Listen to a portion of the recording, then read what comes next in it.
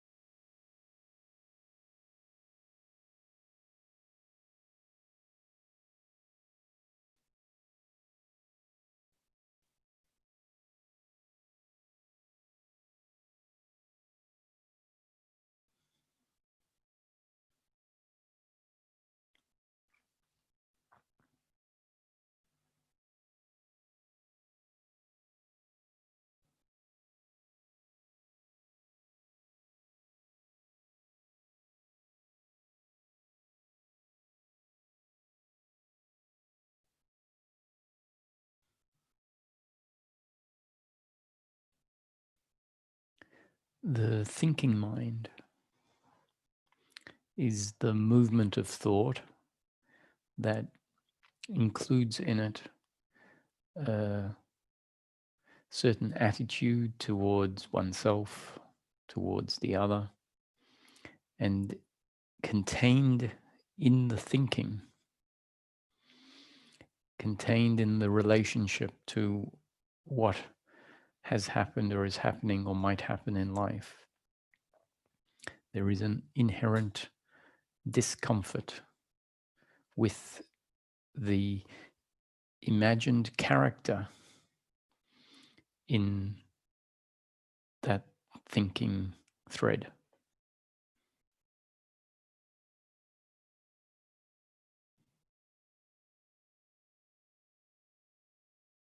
So the uncomfortableness that we feel is the byproduct of a thought narrative about what has happened, what is happening, or what might happen.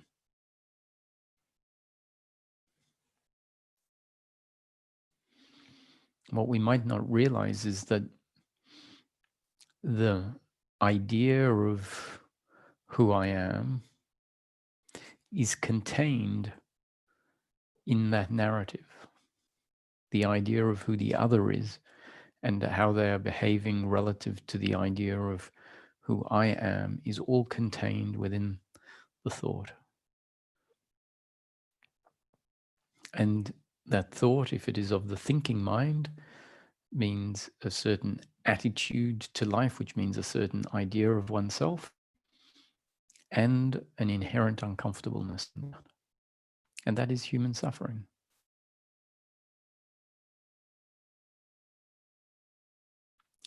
And in an instant, it can get cut off. It can fall away. Not necessarily permanently, but what I'm pointing at is that in an instant, if we get distracted by something else, the thinking that we were doing and the way we were feeling can get cut off.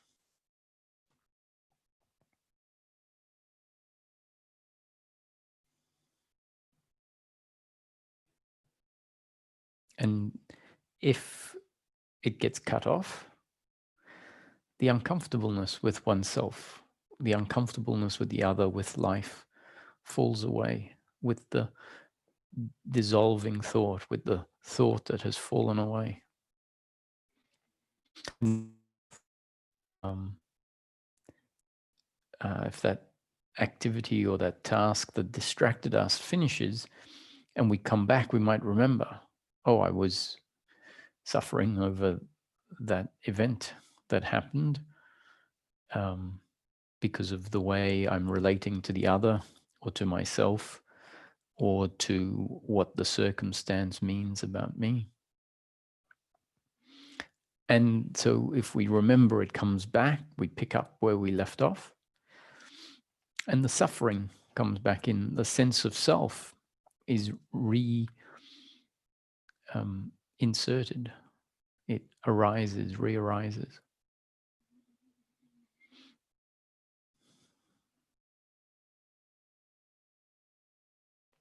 So often when we hear about suffering not being real, the person not being real, the ego or the small self,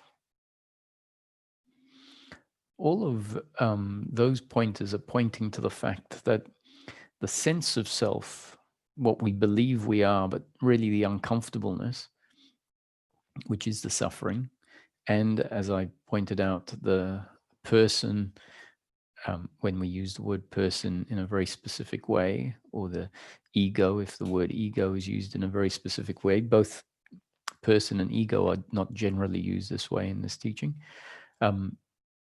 I will tend to use the psychological identity or the me. These pointers that say suffering is not real or the person is not real are pointing at the fact that this uncomfortableness and who we believe we are comes into existence in the arising of that type of thinking. And in the moment of distraction, it can fall away, it can dissolve. And so if it comes into existence and then dissolves, if 1 minute there is a peace and then a thinking happens in relation to a remembering of something that happened, or a response to something in the moment arises, then the peace is turned into uncomfortableness. And so this, in peace, we can say there was no psychological entity, there was no me thinking. The thinking mind wasn't active. There was peace. Then what is sometimes referred to as the person comes into existence. And it's referred to as the person. My view, as some of you know, I say I wouldn't use the word person too much without qualifying it, because then we might think that the body-mind organism that goes to bed in a certain bed and has relationships, which I think is a person, we might think that doesn't exist. The reason that this psychological movement, this thinking narrative, is called the person is because there is such an identification with the thinking, and the thinking is all about life as we know it. And that thinking is about worrying about what is going to happen to me, blame about what the other did to me, regret and resentment, or regret and shame about what I did in the past that resulted in these outcomes that now means everyone is thinking about me in a certain way. So that movement is all about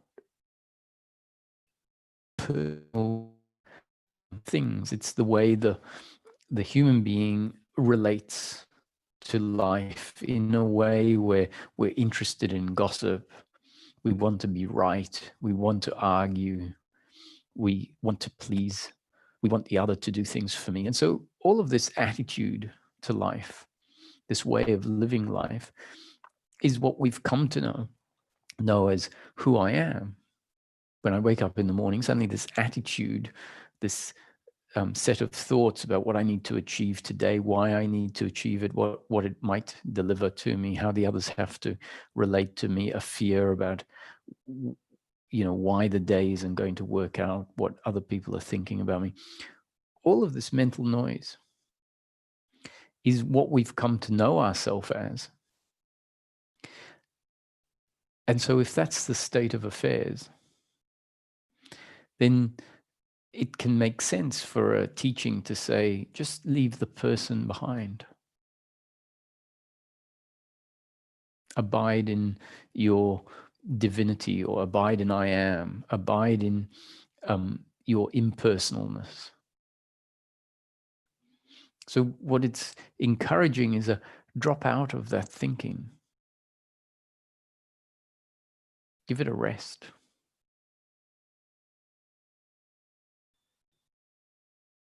Now,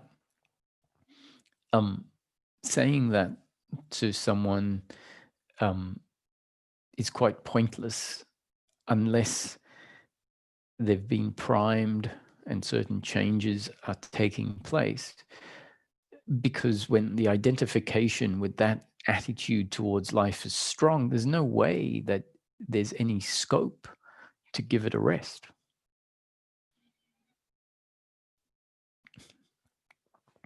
It means, what I mean by that is that automatically, just as soon as we wake up, that psychological me is going to arise simultaneously. We don't do it.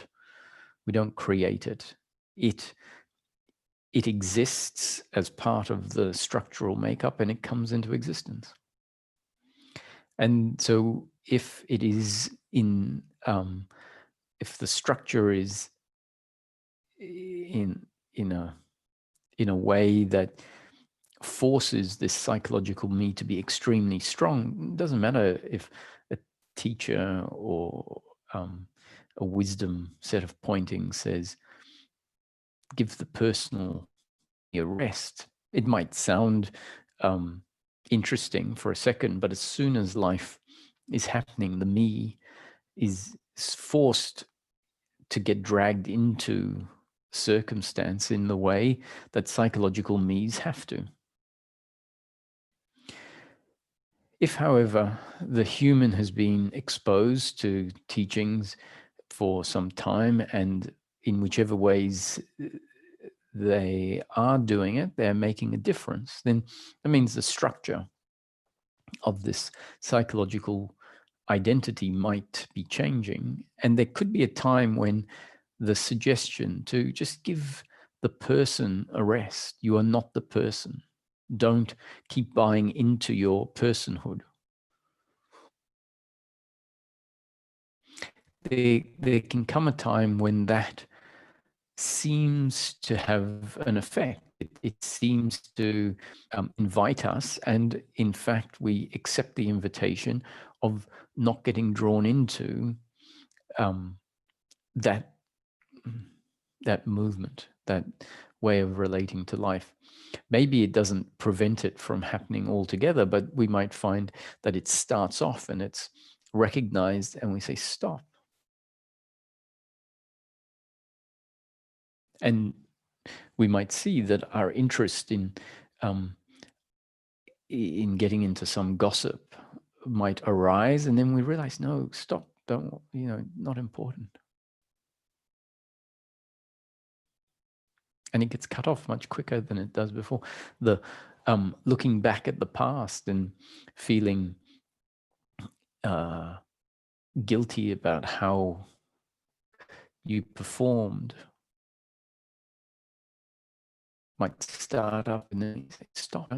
And a stopping can happen now. So we're not really doing the stopping. So it might sound like I say, stop, and there's some entity here that is managing to stop the beginning of the blame, for example.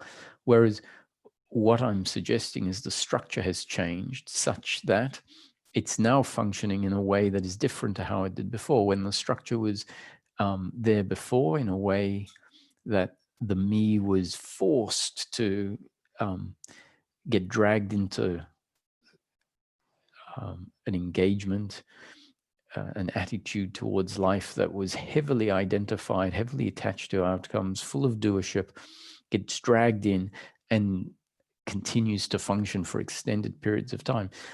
That's how the structure was. And then as the structure changes, the structure then forces the movement to be of an arising of the interest in gossip, for example, or the interest in blaming, and then for that to get cut off. And it might include in that the thought, stop, don't do this. That's because the structure is now such that it inspires the stop thought simultaneous to the blame thought. So there isn't really a doer that comes in and does the stopping, but there's a structure that is now designed to get involved, and at the same time as it gets involved, a structure that says no and drops out of involvement. So no one doing it. We were so convinced that apart from the structure, there is this imagined me, and the me is not seen to be anything to do with structure. The me really is believed, and it is a belief. It's contained in the thinking. The me is believed to be this independent, insulated, sort of up in the control room, like in the control tower.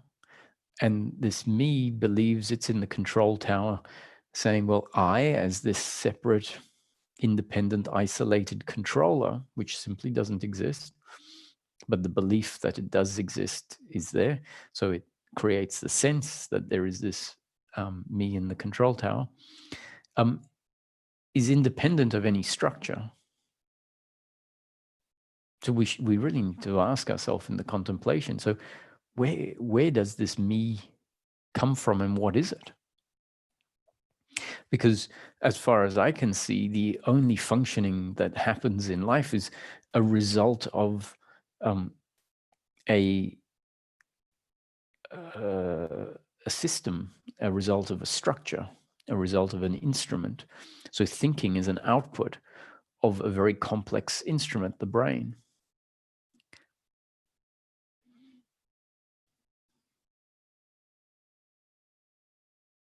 And even if you take the parallel or paradoxical approach, and I say paradoxical because I see these two both being valid and not being contradictory with each other. Even if we say that the thoughts don't come from the brain,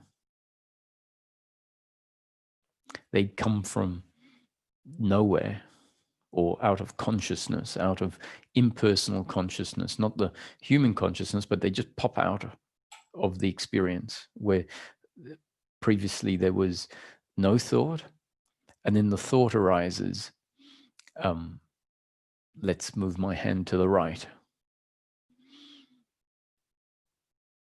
And let's say that thought, let's move my hand to the right, which then seems to precede the moving of the hand to the right, and therefore seems to be the reason why the hand moves to the right. Let's say we take the view that the thought comes out of nowhere and the hand movement comes out of nowhere. Then still this me imagination doesn't have a role.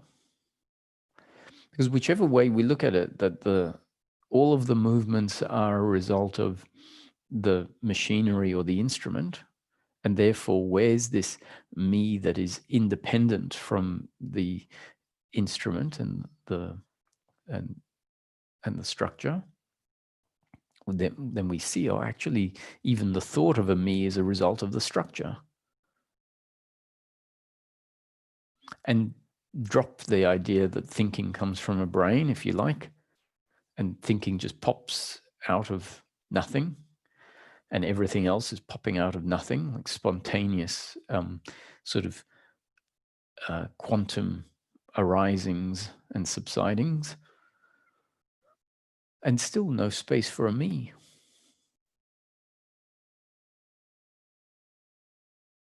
A me doer controller.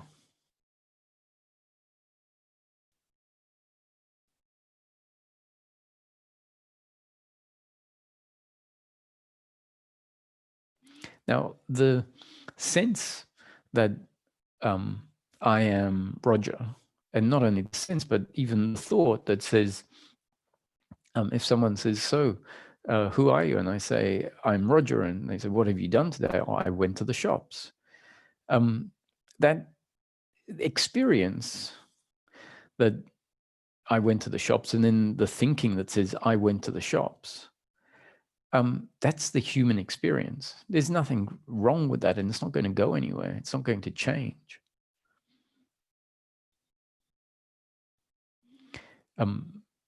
We have to live on this dimension, answering questions like that, like, oh, what's your name? My name is Roger. And the thinking is, my name is Roger, and I have just come from the shops. That thinking is not the me psychological identity.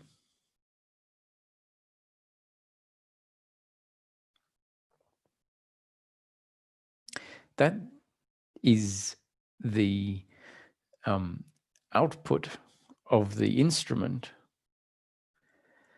that creates the sense of a person, creates the experience of Roger being a person. And Roger is a person to that extent that the way that life is designed includes a body and creates the thought that says, I am Roger. And I was here, and I, whatever, most of our communication includes the presupposition that there is a human being. And the realization isn't about the ending of that. The realization, one of the big significant realizations, is to see that that thought that I am Roger is the output, either coming out of nothing, and along with the thought coming out of nothing, there is the appearance of a body, and the thought and the body are layered on top of each other as if the body is having the thought. Or we can go to the causal point of view where we say the body is what creates the thought, because the brain is part of the body. And there's nothing wrong with that thought being there. It's not what causes suffering.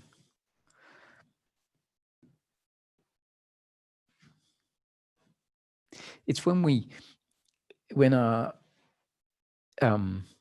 seeing of the dynamics hasn't refined, hasn't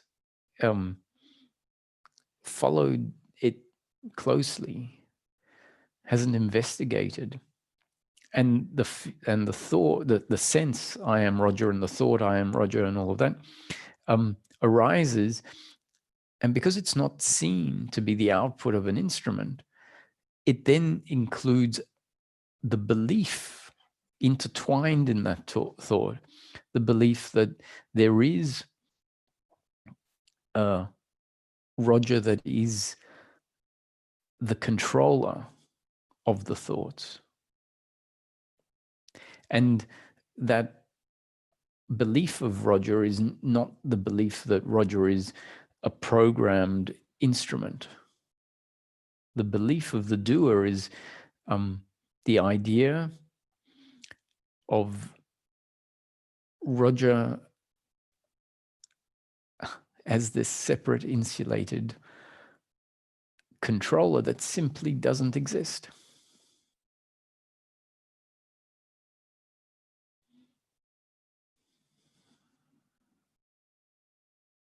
So really, why am I saying all of this? Because if it never gets mentioned in life, we'll never bring our attention to this dynamic that we may not have paid much attention to. And I don't really expect my words to necessarily create the insight in and of themselves. I think what might create significant insight that is like a aha moment and a oh my God moment is the contemplating that has to happen within your own system when there is an interest at looking at where a thought comes from and whether there is a controller of that thought, whether there is what we call here the doer, which is a belief in a me controller, a me doer.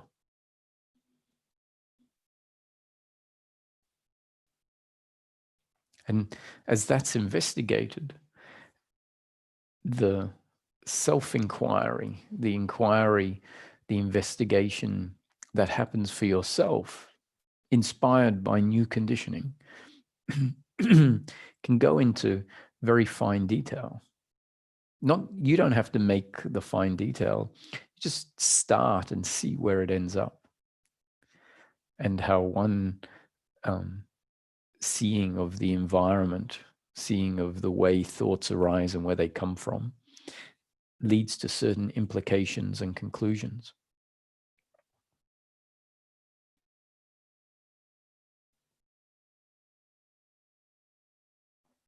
And so, from one perspective, if we see that the experience of Roger has, on a thought level, there are two layers, we can say, the working mind and the thinking mind. The working mind will include the thought that, oh, I am Roger. My name is Roger, and I've been, out walking today, looking at the trees and the birds. So this is if a conversation is struck up with someone. So that's the working mind, and it includes in it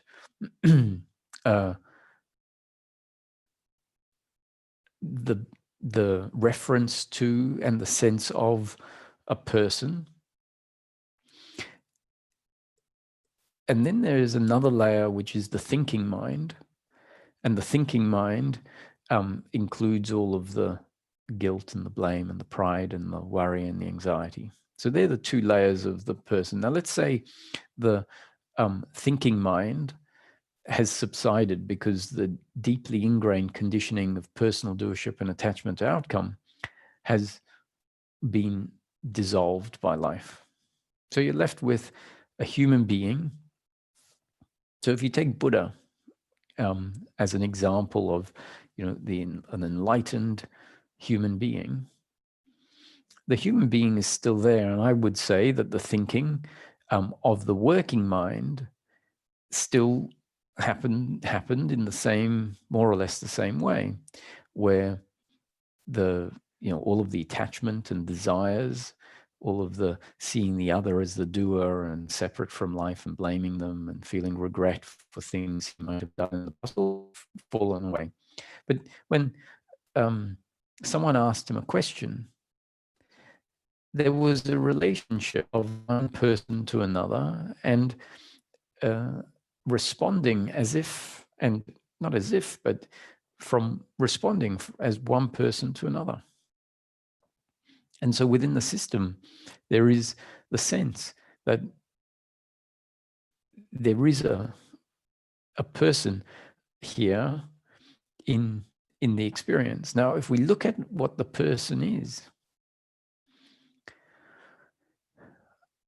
we find that when we look closely, we see the person is a layering of thoughts, of emotions, of feelings, of body sensations, a sense of existing in a world of form based on how the sense perceptions create the world, and the sense of I, which is also part of the human experience. So there's all these layers, and the layers in the experience tend to generally be centralized in the body. And it creates the impression of a human being. And my assertion is we can have those layers can change in the way they are structured, such that, for example, the sense of I is outside of the body. And that's a different state, a different experience of life. That is not what I would refer to as enlightenment or liberation. That's a shifting of the experience to show us it's an experience, and that the experience can create the sense of I being I, a person, or I being I, impersonal consciousness located outside of the person. And why that happens is because the objects are just stacked, you could say, in a different way to create a different impression. And you can have certain objects of thought absent at different times of the day, which means different experience, because all of daily life, what I'm suggesting here, is basically a constructed experience. And so as we see this, especially in meditations, or if thinking stops, if the thinking that is the guilt and the blame stops, then a whole sense of my humanness falls away. But the rest of my humanness remains, the sense, oh, I am Roger, and having a conversation with thoughts about my history and all of it. If that thinking falls away, then the sense of being human changes again. It may be that the body is there and we can have the sense of being human, but with no thinking at all. Definitely no thinking mind. Let's say that's gone. And then no thinking about, no thoughts that come up saying that define us in time, let's say. So that layer of thinking is also gone. And then let's say the sense of the body, just the experience of the physical sensation, that falls away. Now you see that the person is getting less and less defined, which doesn't mean closer and closer to enlightenment. To me, the liberation or enlightenment is just the falling away of the the suffering. However, it's still worth investigating, like, what is the person free of suffering? And from one perspective, we find that all of life is an experience, and the sense of the person is a layering of thoughts, of feelings, of body sensations, of the sense of I am, and obviously awareness for the experience to be there. And so if we deconstruct the daily life experience, and we deconstruct it through investigation, sort of by becoming aware of thoughts in the moment as a layer or a set of objects, a layer of objects, certain objects like thought objects, that have a very specific impact on how the experience feels. And if we close our eyes and we're in a meditation, which is also experience, then we can find that thinking rolls back into itself, and the body sensations can fall away. It's sometimes referred to as sense withdrawal. And then the experience becomes very basic, you could say, very much simpler.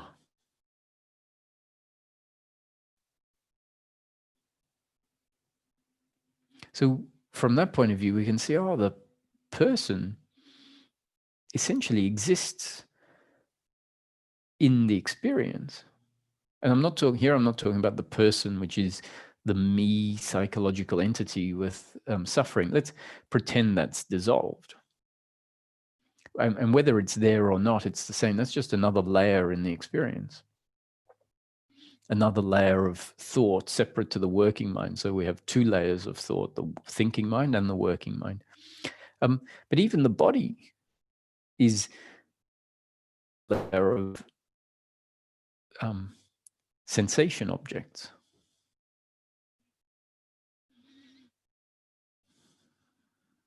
So this deconstructed view of life, essentially life as an experience, especially when we start going into meditation and see how the experience is so different to the waking state and how so many of those layers fall away. That's really what the deconstructing of the experience is. That's how we investigate a deconstruction of the experience, by going into meditation where certain layers of the experience fall away. And we can have an insight that is, the person simply doesn't exist. And in this case, where I'm saying the person simply doesn't exist, I'm not referring to the person as the doership and attachment and the thinking mind, because we've seen that doesn't really exist, because we've seen it's a layer and it can fall away. But then there's still the human being, which we can refer to as the person in the experience of life. And that's how we live our life, as if we are real. Talking to people, and if it rains, we feel like the rain is, happening to me. But then when we really investigate what life is and we find it's an experience, we start to see, oh, even the sense of being a physical person is an appearance.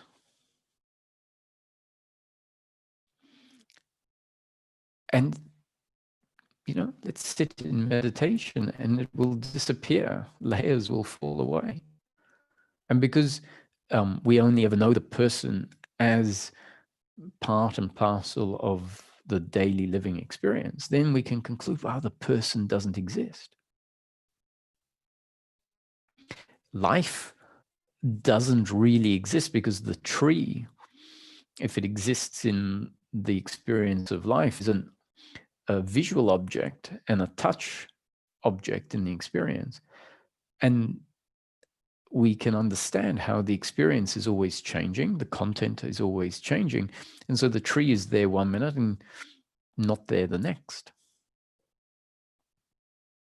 Or even when it's there, we can realize it's a set of experiential objects, these layers of objects that create the experience exactly the way it is. So we can say life doesn't really exist. The human being doesn't really exist.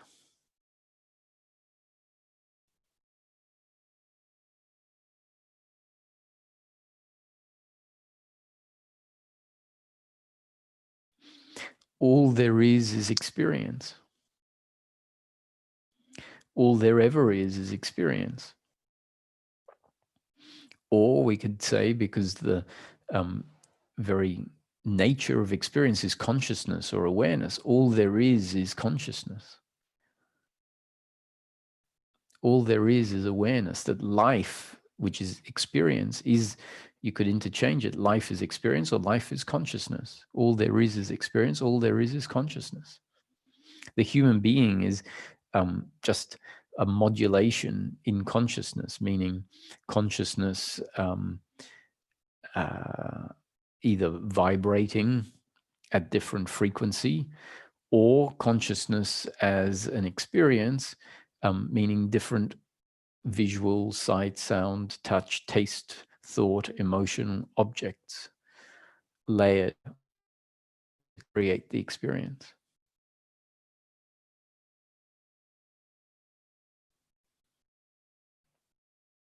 And so this can be profound, and I think we need to go through it to see how life really is illusory from one perspective, that what we thought is real and here all the time actually comes and goes all through the day. So from a micro perspective, we can say that the experience of life is like binary, on and off, on and off, on and off, at an extremely quick pace. And we're really only aware of the on, because when it's off, we're not there to be aware of the off.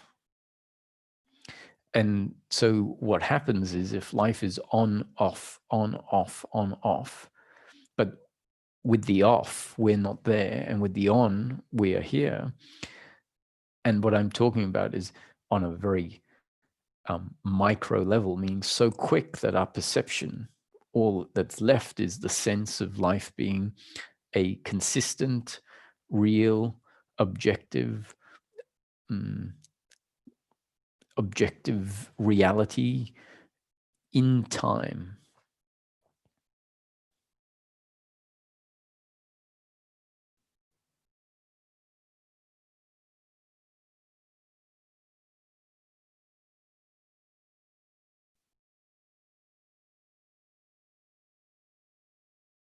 So when the waking state comes to an end, when we go into sleep, either dream sleep or deep sleep, that's sort of a version on the macro scale that shows us the on-off of experience. So that's one that's more perceptible, is that the experience of waking state is on, and then it off.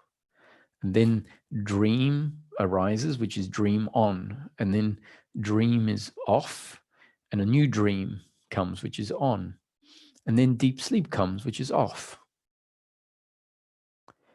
And then dream, which is on. And then maybe deep sleep again, which is off. And then waking state, which is on. And even, so that's the macro version of on-off. And within the on, the suggestion is that the on is made up of imperceptible and infinite on and offs, such that all that we're aware of in the dream state, like the night dream, is the existence of a continuous dream which extends and has continuity in time. And the same for the waking state. It's a whole series of on-off that are imperceptible and infinite. Or, well, technically I won't use the word infinite because innumerable. Let's change it to innumerable.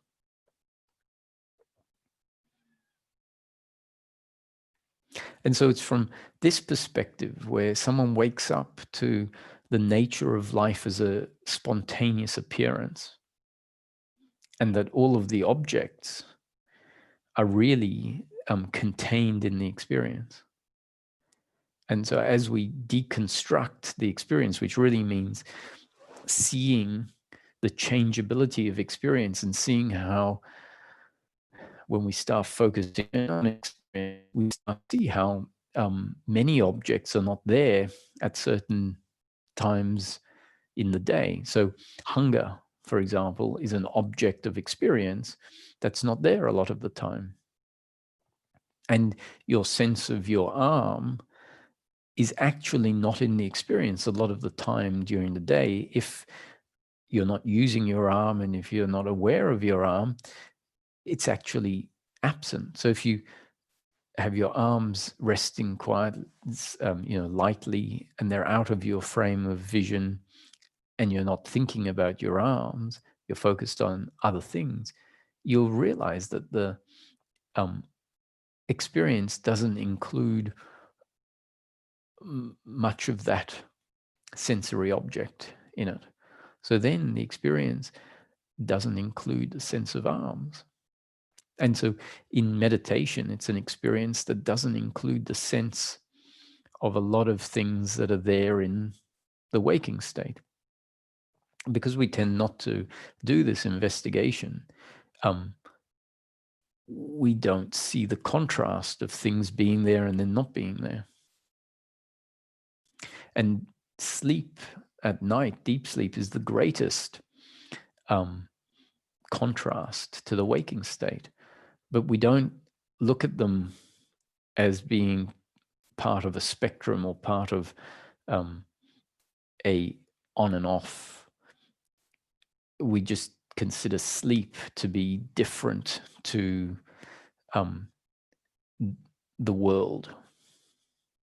And so then when we look at sleep as we tend to ordinarily, which is, oh, we've just switched off from the world and the world is here still, but we've just switched off, then we don't get to appreciate how experience of the daily waking state, which we refer to as the world, is actually the experience with content in it. And deep sleep is, you can say, experience with no content.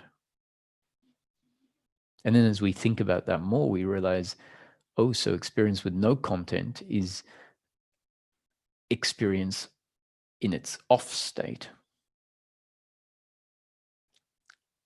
And in its on state, experience must have awareness and the coexisting, co-arising content. And in its off state, at first we might think, oh, the content has dissolved and the awareness is there. But as we progress, we'll realize that awareness without content is just a belief.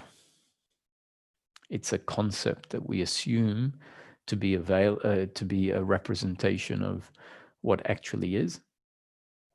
But where is the question of awareness when there is nothing to be aware of?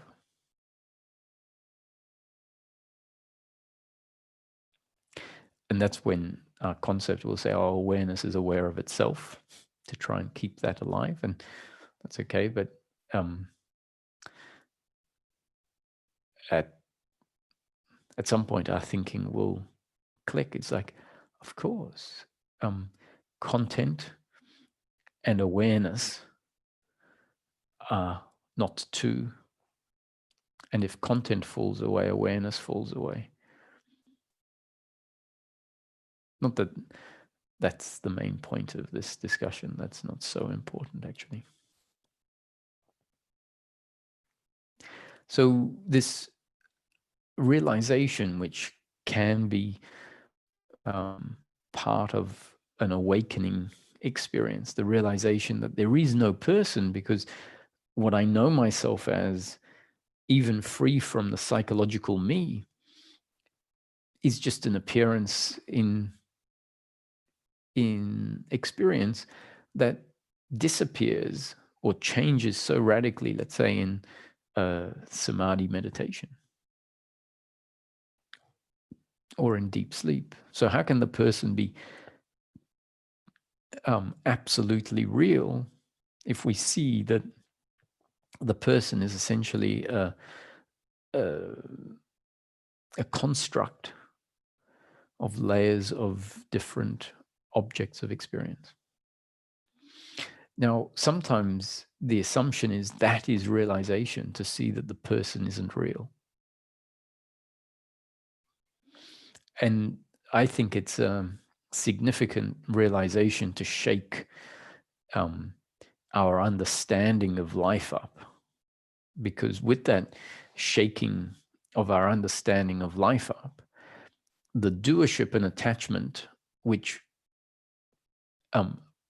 probably hasn't fallen away at that stage, requires some groundbreaking changes and some groundbreaking insights to happen in order for the doership and attachment to dissolve fully, which still isn't going to happen in an instant, when the realization that the human being isn't real or that life isn't real,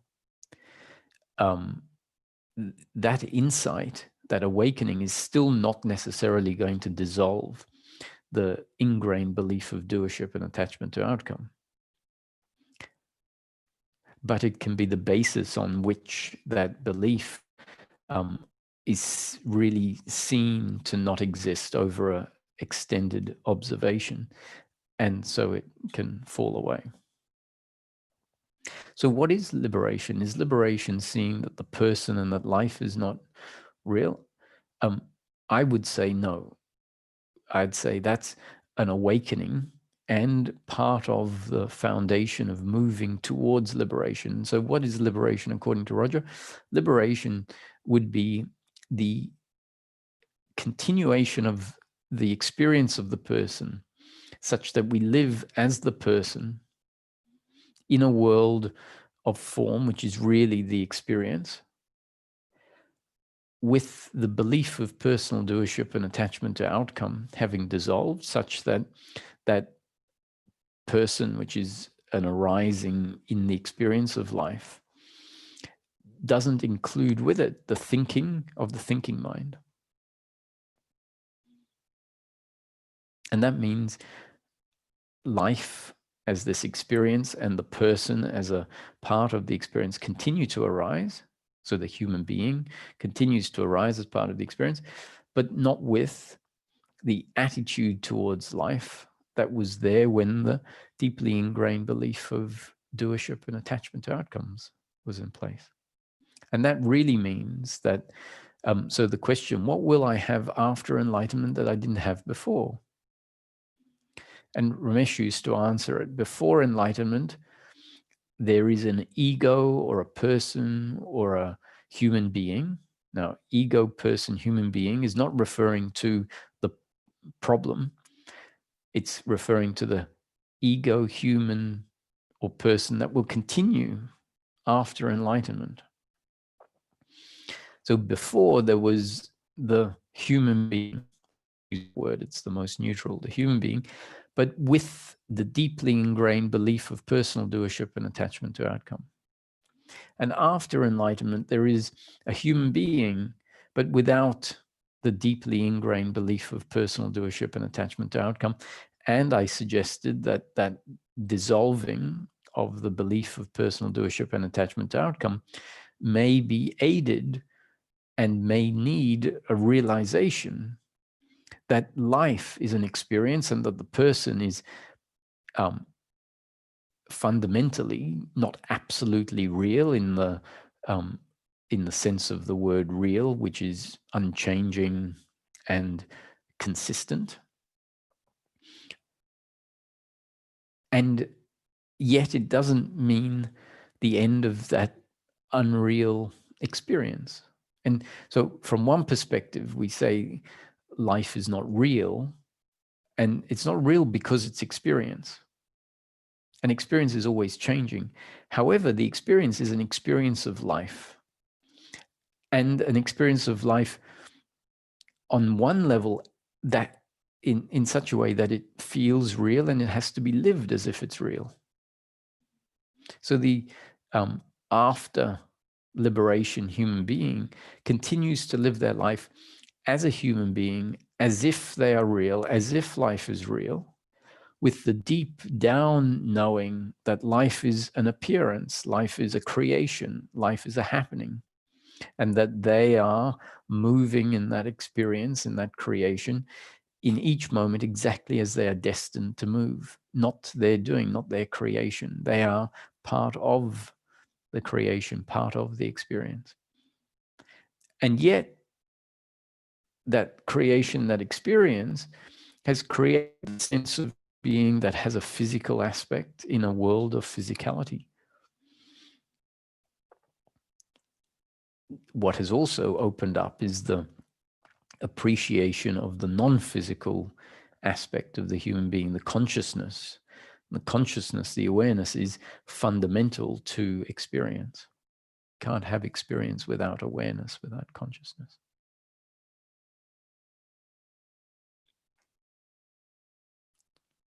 So in that description, liberation is not seeing that the human doesn't exist. That was maybe something that got seen and then fades into the background. It becomes less relevant. You don't live your life as if you don't exist. In fact, the opposite. You have to live your life as if you exist. Deep down knowing that you exist as an appearance in consciousness, as an appearance in life, which is an experience. And once that's known, this belief of a me doer separate from life no longer exists, which means the blame, the hatred, the worry, the anxiety, the pride, the shame all falls away.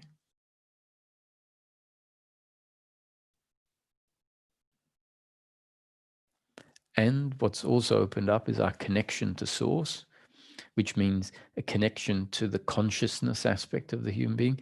And that really reaffirms that life and I am, that I am in such a way that so the I amness of the human being is unique.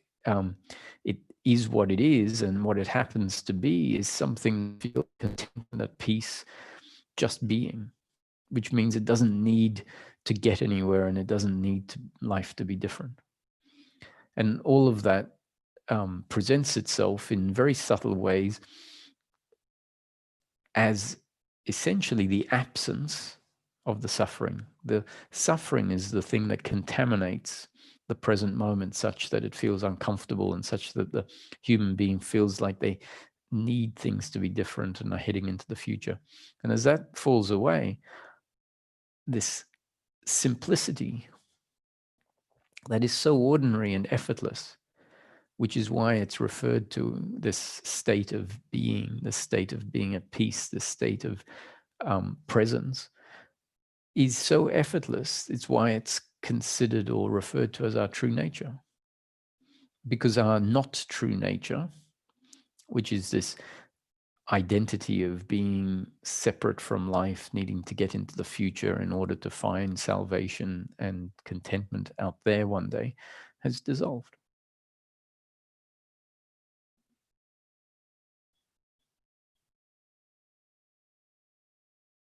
So let's see if we've got some questions.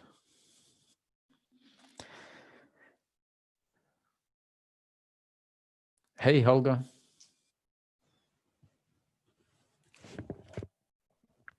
Yes, hello, Roger.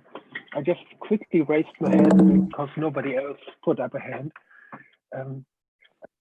Try. Yep, I think we've got you now. Try again. Good. Okay, I just raised my hand because nobody else put up a hand.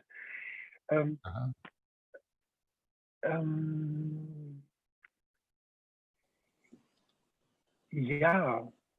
Wow. And now I don't have the words. That's interesting. So we are here. We are dealing. You always speak about practicality. I mean, you want to be practical with your sharing. We are interested in circumstances, isn't it? I mean, or let's say it differently. There's a deep trust in you. I mean, there is a confidence and quietness in you, and you're not freaking out that the next moment might destroy you. That the next moment might destroy me. Yes. So you're confident somehow that you are safe and secure. Knowing that one day I won't be. Yes. Okay, good. Then tell me a little bit how you nourish this sense of confidence and peace on a practical level. I think the answer to that is that it is a result of the falling away of the lack of confidence or the lack of trust. So if there's any movement that needs to happen, it is the movement of the falling away of lack of trust and lack of confidence. And how does that happen? In part, it happens with dropping out of the thinking mind, which is where the anxiety exists. The anxiety is the thinking mind, or at least one of the expressions of the thinking mind. And so a trust develops at the same time as the lack of trust is dissolving by this movement of dropping into being, dropping out of the thinking mind. And as I mentioned at the beginning of the satsang, that can only happen if the structure is changed sufficiently. So, you know, if someone's structure is, let's say, extremely tight, and let's say a tight structure doesn't allow for a dropping into being, then if that tight structure says, oh, I have to drop into being, it's going to get frustrated because the tight structure can't drop into being. So if it says, oh, I have to drop into being, it can't. So the description is that the dropping into being is not something that the doer has to do, but rather something that might start happening when our structure starts loosening up. And the structure loosens up in a way in this regard when the more that we see that the thinking, a certain type of thinking, is the uncomfortableness, is the fear, is the striving, is the struggle. And it starts off by just an awareness of that without trying to do anything about it. And then a dropping out of it can be the next step that happens once the awareness, without trying to do anything about it, is strong enough.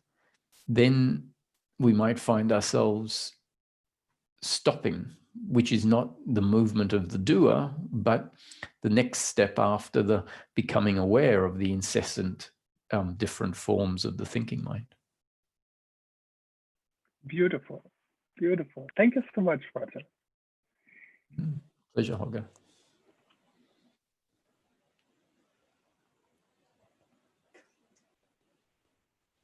Hi, Clint. Hey, Roger. Good to see you. Thanks for doing all these satsangs. You're welcome. Very welcome. I wanted to ask something a little bit on the lines of today about, I've heard some teachers and psychologists say this thing where you need to develop the self before you transcend the self. You need to develop the ego before you transcend the ego. I guess in this teaching, it'd be like, you need to have a healthy doer before you completely uproot the doer, or even if the doer's an erroneous notion, it'd be like, I guess maybe you need a relatively healthier version of doership before you can completely uproot the belief in doership completely. I think I don't know, maybe that makes sense. I was wondering what your take on that is in certain situations. I can see how that can be the case for some people. I don't know that it has to be something that needs to be focused on for everyone. But an example is, if someone is completely depressed and in despair, and for example, any of the non-dual pointers sort of just, they don't land anywhere. It really, yeah, and that would make a lot of sense. It really means that person's structure is not ready for that. It's not ready for that work to be done. And so what might be more useful is some sort of motivational type teaching, or some hands-on type practice that gets the person moving, gets the person creating, gets the person interacting. And in a way, we could say that's building up the doership and moving it from, let's say, shame to pride. And pride is a less dense form of suffering. And it might be that that's needed in order to create enough space for something new to come in at some point. Having said that, there are some people that have, and not some as in the odd one or two, but I have seen people that have a predominance of, let's say, guilt and shame, and some of the non-dual pointers can come in and crack that open and just hit the spot where the person's like, you mean all of that happened in the past is not something I need to take responsibility for in the way I have been psychologically? I say, well, that's the uncomfortableness. That's the belief in doership. And if it penetrates, then that load can fall away. So I don't think it has to be that we have to progress to a healthier form of doer, but in some cases it's necessary. And don't you think you can also kind of work both angles at the same time? Yes, if the person can hold both, then yes, of course. Sometimes it's not possible to hold both because, moving towards a sense of self-worth in a positive sort of self-worth, like through thinking, like affirmations and whatever, which is a different teaching that might be necessary to lift someone up out of real low levels. They tend to work on, you are the doer, you can do anything, you can make your life happen, you just have to apply yourself.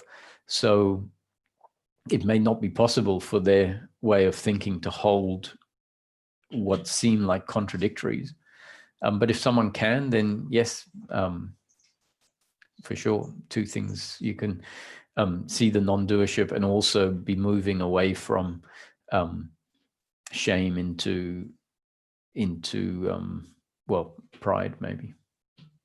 Yeah, because I mean, I guess one way to think about it, or I think about it, is like active versus passive, or like yin versus yang. Like I kind of feel like your teaching is, it's a lot of passive, it's a lot of yin, it's a lot of like surrender, allowing, and sometimes sometimes I feel like I need to supplement it with a teaching that maybe not quite motivational or even psychological, but has a bit of an active component, if that makes sense. Yeah, yeah. It's, especially if it's an activity-based thing, I can see how you can complement a passive, something that talks about attitude, with an activity that's very much body focused or creative or active on a body level, and that may, you know, create a balance and at the same time allow an attitude of non-doership to be seen in, let's say you're doing yoga, for example, that's active in the body, and at the same time there can be a witnessing of the active body movements as a happening. But yes, there's definitely, if something complements something else, then it's a great thing. Great, great. Thanks a lot, and thanks again for everything you're doing. Yeah, nice to speak with you, Clint. You're very welcome. Yeah, you too.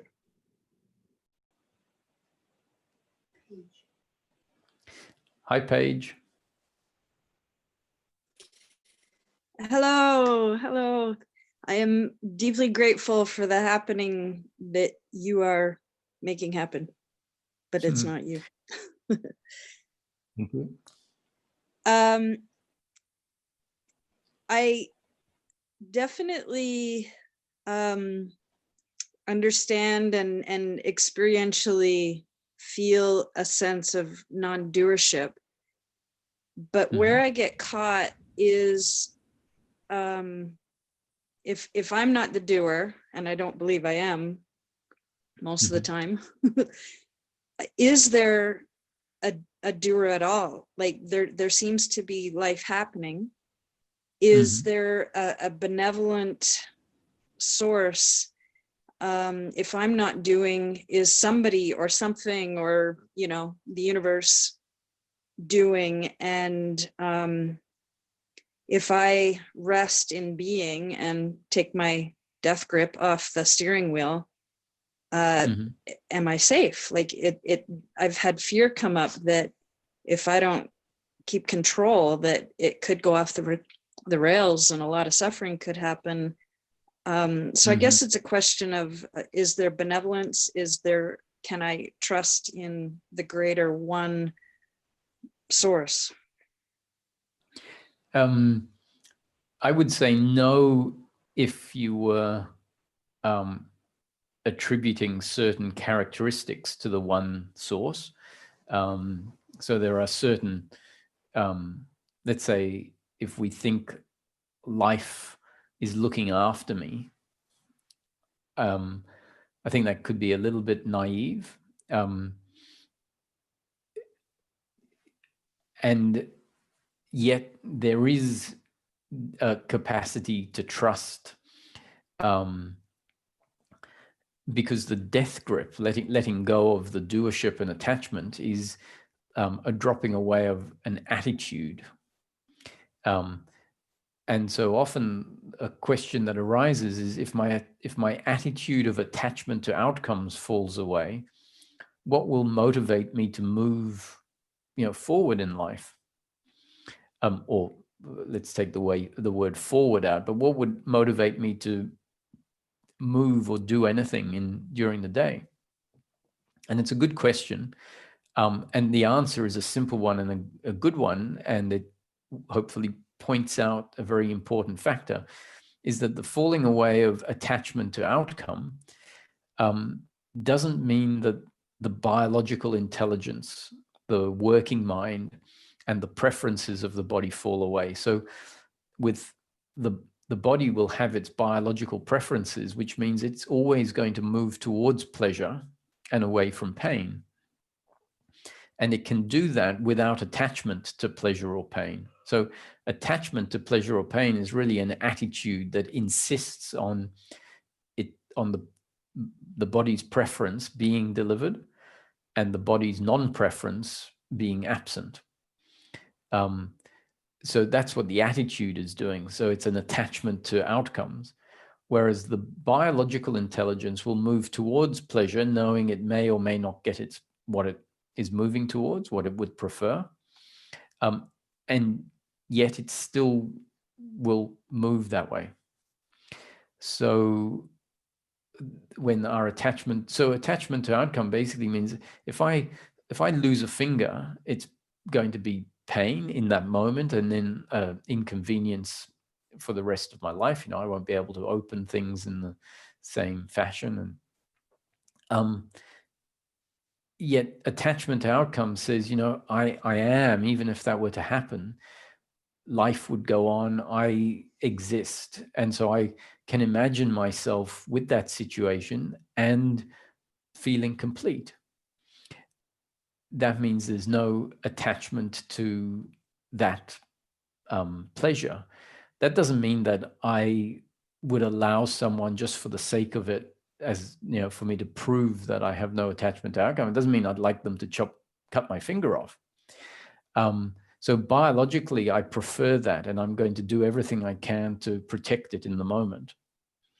And yet, if an accident happens, then my attitude is, yes, pleasure sometimes, pain at others, and that's my destiny. And that hasn't changed the core of who I am. So let's see.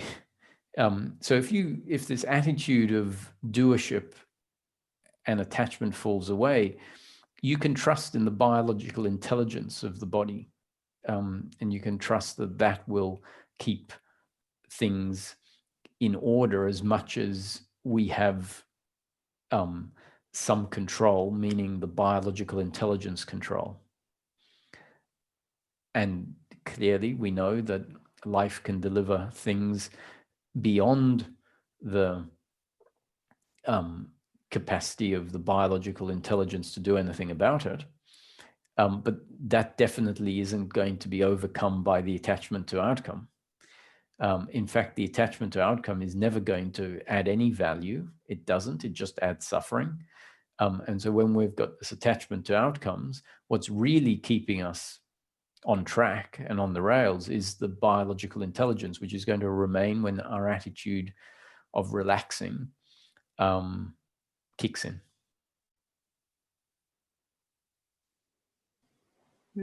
Beautiful. So just lately, in the last few months, I find that fear comes up, and it almost doesn't feel like my fear, but all of a sudden I'm just overwhelmed with fear that the future is going to be horrible. Any suggestions on what to do when I'm sitting with that? Well, if we were in normal times, I'd suggest it could just be,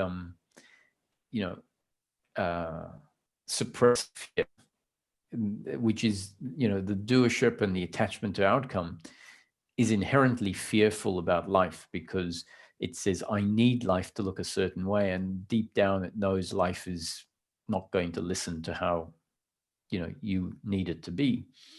And if that's in your system somewhere, not necessarily on your mainstream conscious level, but locked away in some pockets of your system, especially as those pockets start opening up, as the system starts rebalancing and reconfiguring itself, we could feel this unexplainable anxiety or fear come up, which could be just part of the rebalancing of the system and a letting out of repressed doership and attachment to outcome, because some of the belief systems are changing, which is in a way opening up some of the trapdoors and all the chains that have been holding certain things closed. So defense mechanisms falling apart in a way, you could say.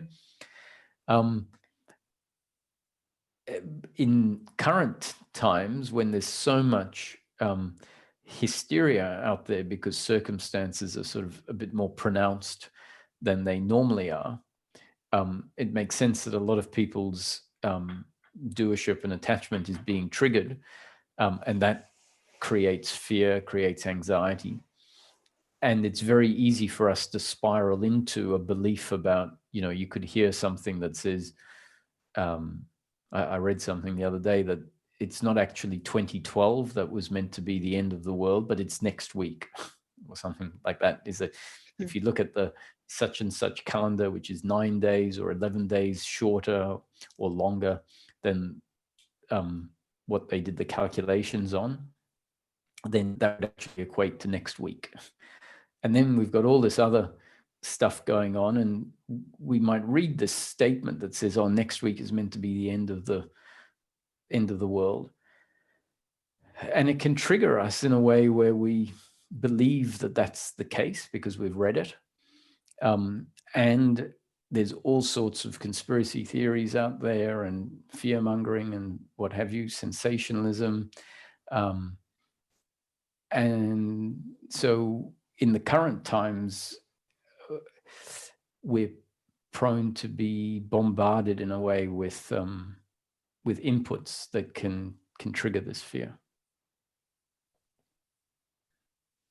So they're the two different alternatives. And a third one, I guess, is that if there's a lot of fear out being created by other body-mind organisms, we're energetic beings, and the whole might include more fear than is normally the case, and so we might feel that.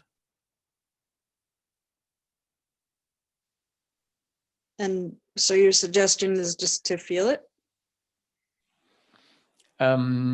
Yes, to the extent that it comes in and goes. If you can see it as a story, a sensation that is saying something is going to happen in a definitive way, and realize it doesn't happen in that way. So that's what anxiety is usually telling us. It tells us something very terrible is going to happen, and very often it doesn't happen.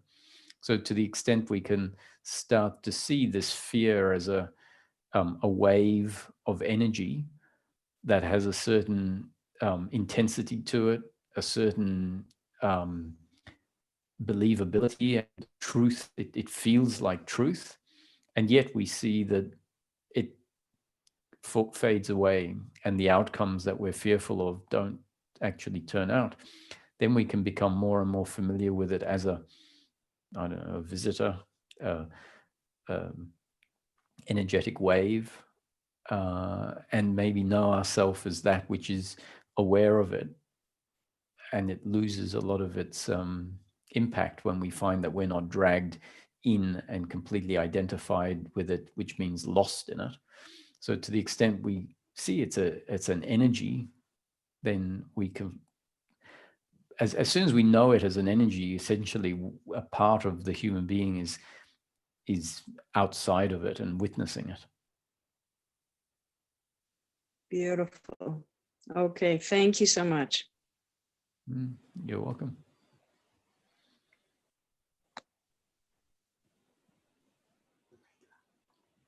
Hi, Layla. Hi, Roger. Good to see you. Nice to see you. Well, actually, Thank I can't you. see you. Oh, okay. I can hear you. I have so that's fine. Yeah, I have a question. It's a quick question regarding the beliefs. Mm-hmm. So when I think about the non-doership, I don't know it because, like, for example, I know I'm a female. Nobody can tell me that I'm a man. I know it. Mm-hmm. That is a knowingness. But that I say I am not a doer, My question is, if I believe in it, that helps. I know a scientist. His name is like the name is Bruce Hart Lipton, and he says in his book Biology of the Belief that if you he believes that the human biology, the beliefs is greater than human biology. It's greater than DNA. So is it possible if I believe that I am not the doer, that helps me to not understand, but that helps me when I believe? What is the belief plays the role in this? You have to be a bit careful as to what objective is being aimed at. So in the teaching, I think, did you say Bruce Lipton? Yes. He's a biologist. So he believes that what you believe, the belief, so with the belief, even you can cure yourself. With the belief, if you can, you can do, if you strongly believe on it. And that happens sometimes. Yeah, but you said Bruce Lipton, right? Yes. Yeah. So from what I've been exposed to, his aim is to create a change in one's health.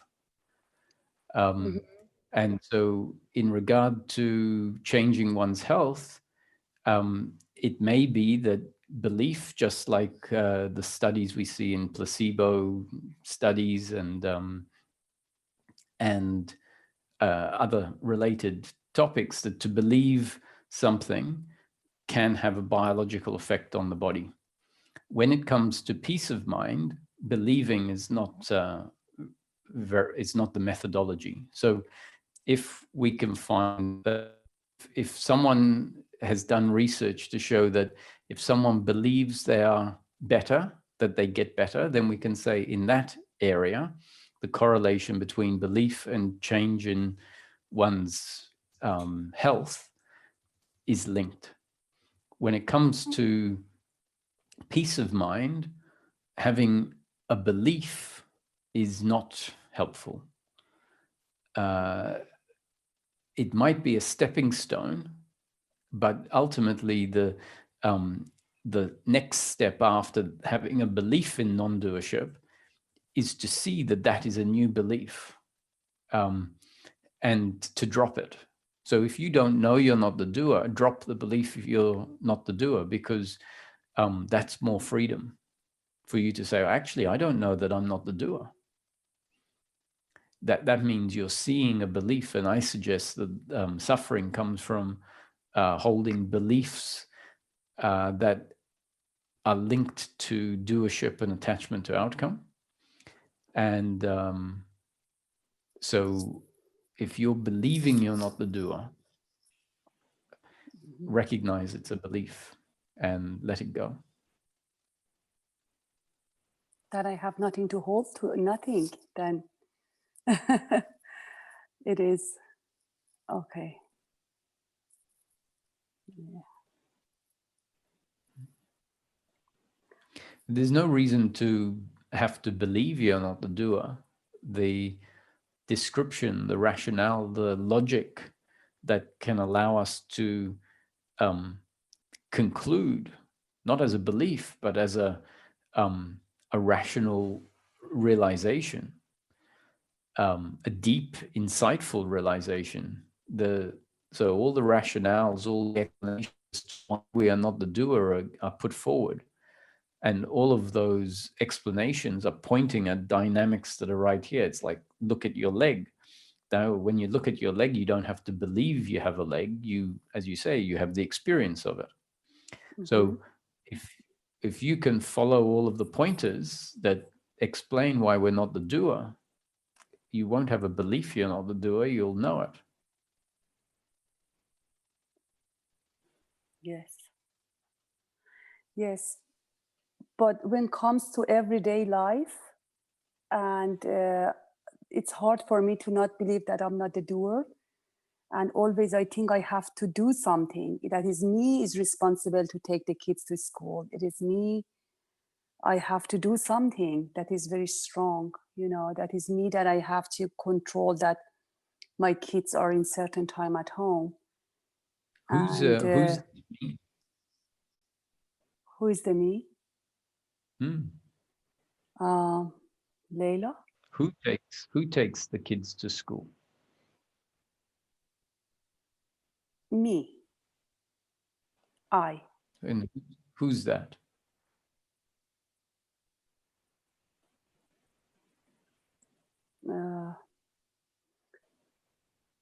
So this body and mind, I mean, it's hard to point to it, but with all together, I mean. Yeah, and so that body and mind is a biological instrument, right? There is no, yes, there isn't correct.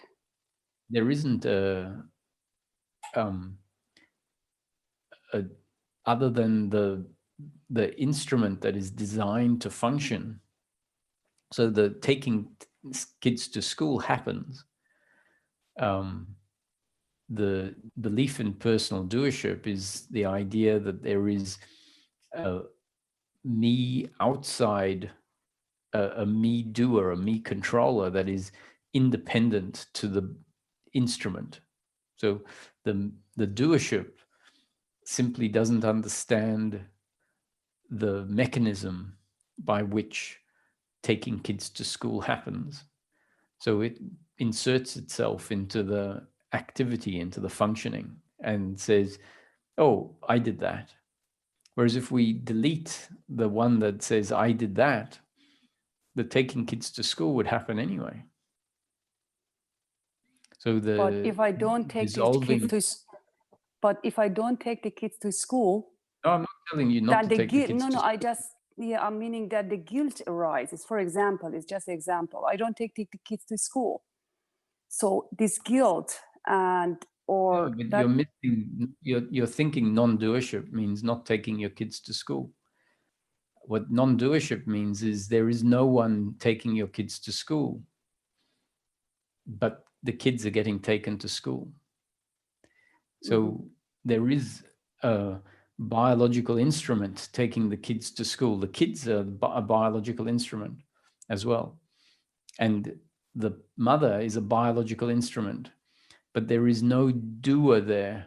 So non-doership doesn't mean stop taking your kids to school. It means see that there is no one taking your kids to school. Yeah, no, what I meant that not the feeling of the blame and guilt, it's, what is that part in non-doership?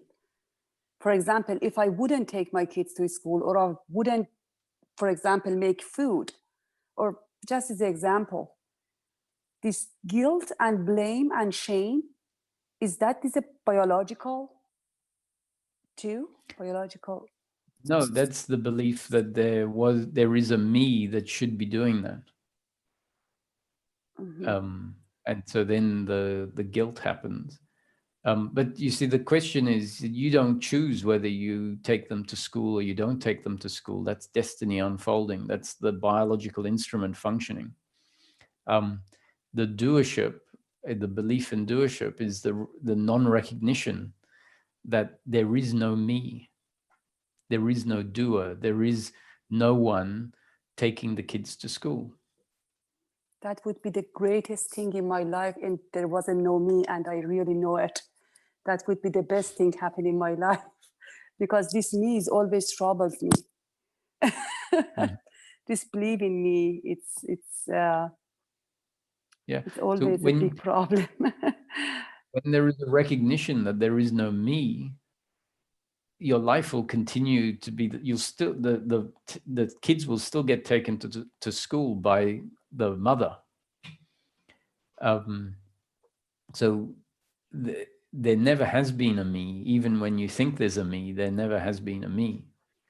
The me is just a psychological interpretation. So that's what the teaching is saying. There's just the happening of life and no one doing it. Yeah. So you don't need to worry about what happens if you say, oh, I feel guilty for not taking them to school. That's because there is a me that thinks it was the one that didn't take them to school, but that was destiny that didn't take them to school, and it's destiny that takes them to school. So thank you so much. You definitely shouldn't believe that there is no doer. It needs to be understood. What does doership point to? What is the attitude of doership? So the attitude of doership turns up in your attitude of guilt towards what happened or what didn't happen. And that attitude of guilt says, I, the doer, should have done it differently. And the teaching is saying, there is no one that does it. There is life happening, and it happens one way. And then it's the attitude of doership that comes in and says, oh, I should have done it differently. And I'm saying there is no I that did it in the first place. The I should have done it differently is the attitude of a doer. So don't worry, it'll click. Thank you so much, Roger. I appreciate it. You're very welcome. Who is it? Hi, Hyatt.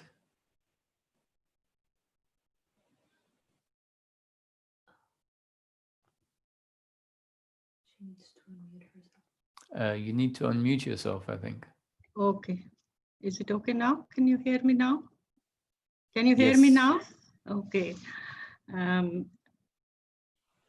First of all, I want to thank you and show my gratitude to you for being so compassionate that you speak day in and day out to help others. Thank you. You're welcome. You're welcome. I have a question about the objective reality of the things. Like, if I have understood it right, like when I sleep, the objective world disappears. When I wake up, it arises again.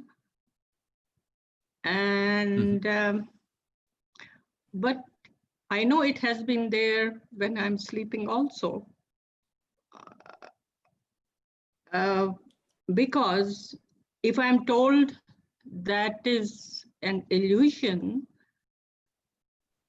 I know it's not, because there are other people who are awake at that time when I'm sleeping, and they can confirm, yes, this chair was here, this room is here. The whole setup is there when I'm sleeping also. So that confirms that to me that it has a objective reality to it. So can you please throw light on this, like that there is no objective reality of the world, it just appears in my imagination, or when the torch of my consciousness illuminates it, it becomes visible to me, and then it disappears. But I do feel that it has an objective reality because everybody else is also seeing it. The same way as I do. Yeah, when I take this approach, which is to suggest that life doesn't have an objective reality outside of your experience, I often talk about it as an exploration.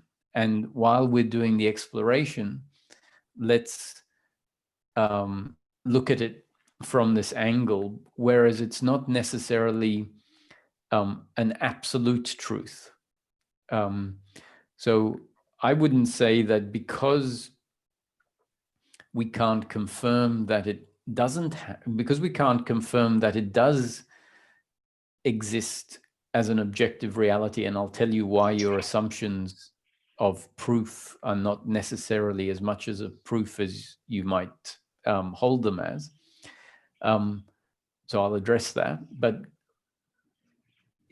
because we can't confirm that it does have an objective reality, doesn't mean that we can assert that it doesn't have an objective reality.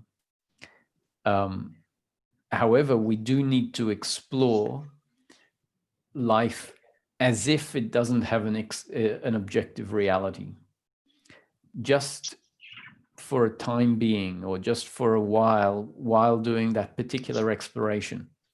So the reason that you can't use your deduction as proof that the world has an objective reality is because when you look at your husband, for example, or your children, and you ask them, did the world exist when I was having my afternoon nap? Did the bedroom still exist? When you're asking them in the present moment. In your present moment, when you're awake, when the world exists. They are an object in your experience. And you can't confirm whether they even have consciousness. Now, we say, of course, they have consciousness. Now, we're talking about, at the moment, we're talking about the realm of reality, meaning let's not make assumptions. Let's not just believe things. The truth is that they could just be an object in your reality designed to create an impression, put into the experience to create the illusion of life, or to create what could be an illusion. And one of the illusions could be that they have consciousness. What you do know is your own consciousness. That is undeniable. That you have direct contact with. Their consciousness is an assumption. We assume it without realizing it's an assumption. Now, that doesn't mean because we don't know that they have consciousness that we can say, oh, they don't have consciousness. But what we can say is they are an object in my experience. And because this object tells me that when the world wasn't there for me, that it existed for them, I can't take that as proof that it actually existed, because all they are is an object in my current experience that could be included to give me wrong information. So in my experience, it exists when I'm awake. When I'm asleep, I can't ask them because they don't exist in my experience. So the fact that they say that they were aware of the world when you were asleep is, when we're talking about going with what we can absolutely know, we can't use that as proof, especially if life is an illusion. Then when we accept that, and spiritual teachings have been telling us for thousands of years, life is an illusion. It's not what it seems. It's a play of consciousness. It's lila. Then we start saying, oh, maybe my, the people I ask are decoys, keeping me ignorant of the true nature of life. So I'm not saying you have to believe that they are decoys, but in our thinking, we have to be open to it if we're wanting to move past belief. Is that fair?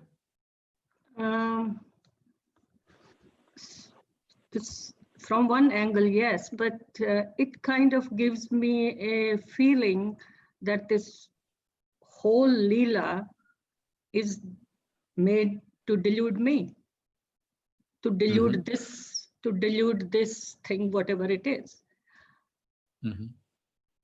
Because if I feel like there is an object, chair and a table, same way.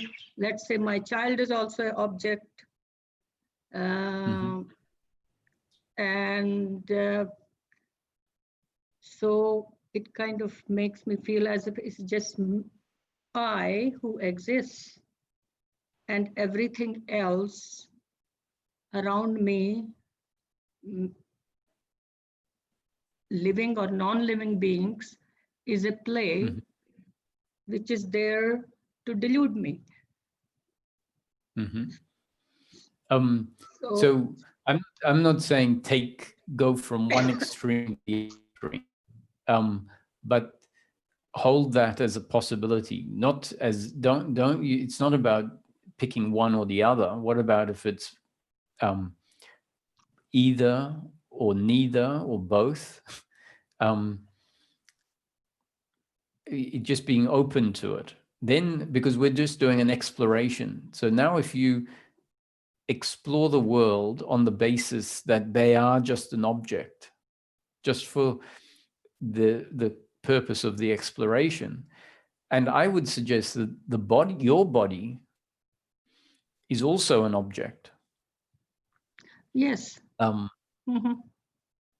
Just like the table and the other people. And so the question is, okay, so what is aware of all of these objects? In this exploration, I would say that what you really are is not the body. The body is an object. Your body is an object. What you really are is the awareness that is aware of the experience of all the objects.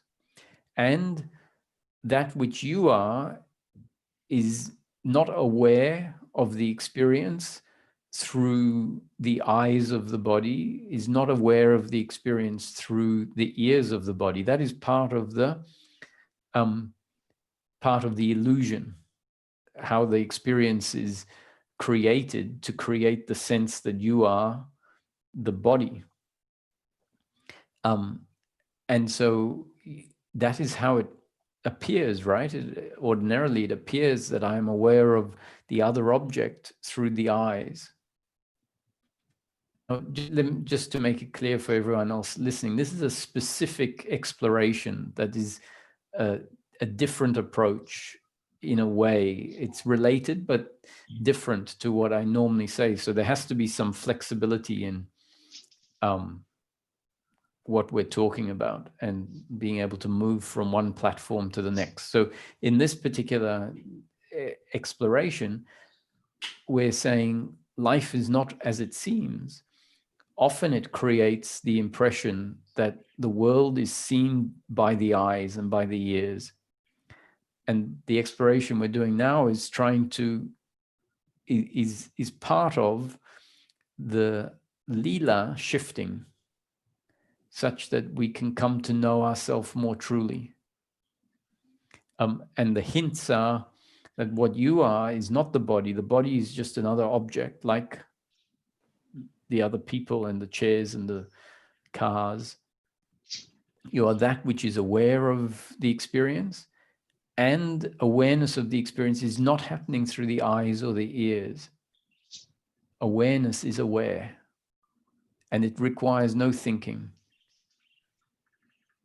Awareness is prior to any thinking.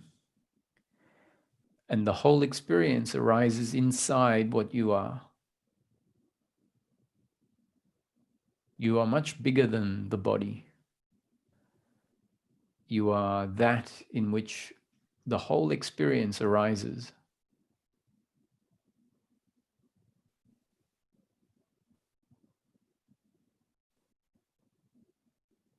Now, that exploration can happen in a way that the lila shifts only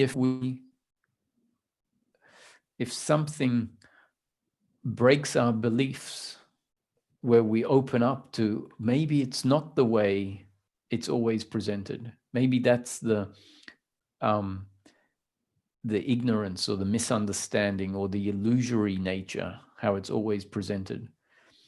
So what I put forward as a challenge to your belief that the world has an objective reality, because your belief the world has an objective reality is based on the other confirming that while you're asleep, the world exists. But the other is confirming it in your waking state. And even if they show you a video recording of you lying on the bed, and the video is just, it's an image in your present moment experience. If this is a very sophisticated virtual reality designed to create an impression that is not the truth, then, you know, having a photo of when you were 5 years old doesn't prove anything. You know, a photo now of when you're in your present moment doesn't prove you were 5 years old. It proves that there is an image and a thought that is arising, that is a memory. And what if that memory is inserted in the experience as part of the Leela? We have to question this, like, oh, because even, you know, your thoughts are not your thoughts. They are part of the experience. So if we start moving past our assumptions about what proves time, what proves certain things, because we see them a bit differently, like memory is just a thought with certain content in it. So at night, character comes into existence in an instant, and yet that character has memories of when it was young, let's say in the night dream. And it's just come into existence in that moment. It didn't have a history. It didn't exist as a 5-year-old, and yet there might be a photo of it when it was 5 and a memory of, oh yes, I remember playing with my friend John, who was my next door neighbor on that day. And it creates the impression for the main character in the dream. It creates the impression that he lived, you know, 35 years ago or 45 years ago when he was 5 years old. And it's not true. So, you know, if what I put forward as a proposition that life is not as it seems, if that is like, oh yeah, sure, that's just fairy tale fantasy stuff. If that's how it's received by someone, then the exploration is probably not going to shift in a way that it potentially can in, let's say, someone who hears it and says, I've never thought about that. Actually, if I'm letting go of beliefs, I have to say, yes, I can't trust what someone is telling me. Now, I'm not suggesting to stop trusting everyone forever, just in this exploration. If we don't have any time restraint now, can I continue or I should stop? Let's just carry on for a few minutes, and if not, we'll carry on tomorrow. Okay, thank you very much. Okay, I like this body is an object, even my thoughts are a subtle object, and whatever I experience is an object. Some may be gross, some may be very subtle. Mm-hmm. And I'm the ultimate subject and I'm the knower. Now, who's deluding whom?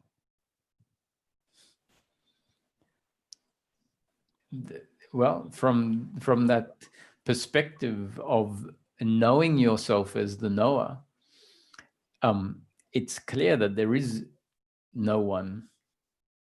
There is just an experience, and in the experience, sense of someone. But who's I'm the ultimate subject, and it is just I. And everything else is the play which I am looking at.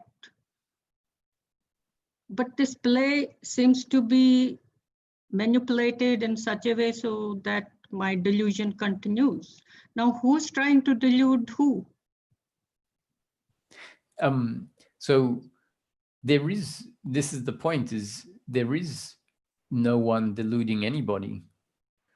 There is the appearance of someone, and that someone that has appeared includes, let's say, misunderstanding or a seeing of life from a specific perspective, a perspective that maybe can change.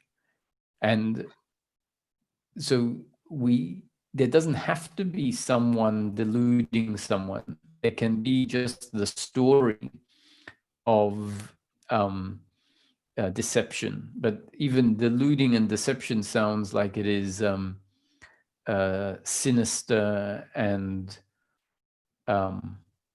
intentional. But let's say you have a novel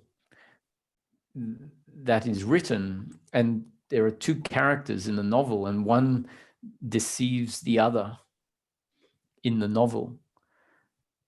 There really isn't anyone deceiving anybody, right? There are two characters that have been created in the experience, and the experience is an experience of one lying to the other, let's say.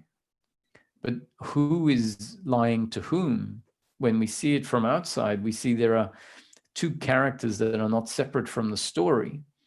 And so there is just the story of deception, but really no deceptor or one being deceived.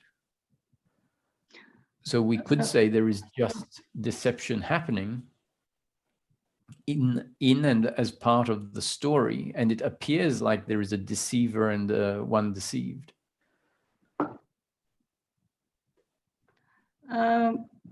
Maybe I won't say deceived, but this Leela is created to, it's a play, but it's just that I don't see it play all the time because it seems to affect me seriously sometimes.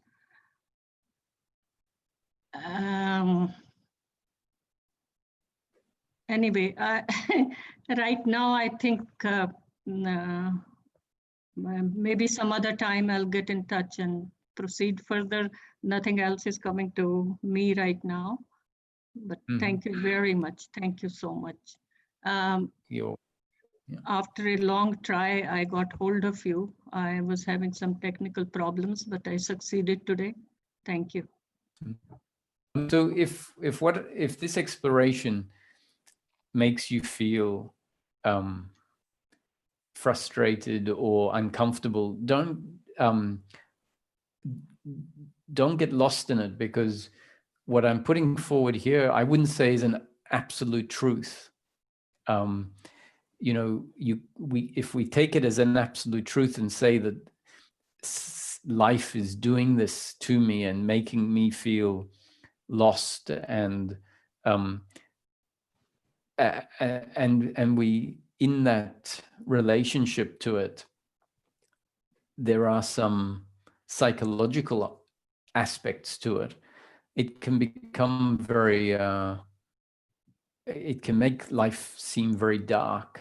And actually life is much less dark when that psychological movement isn't there. So if there's something that I've said that creates more darkness, just let it go, because I really say it isn't an absolute truth. These pointers are really there only to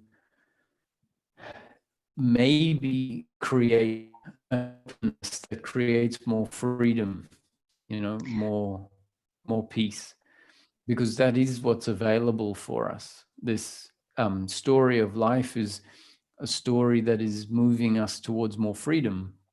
So please don't take what I say too absolutely if it doesn't resonate or doesn't feel good. No, it's not that it's not feeling good, but I just, because these questions sometimes pop up. So, but you have not created any kind of darkness or anything. I'm quite grateful and very happy that I'm getting an opportunity to talk with you. Thank you very much. Yeah, well, you're welcome to join anytime. So Thank you. let's see what happens. Thank you Thanks, very see you. much. Okay.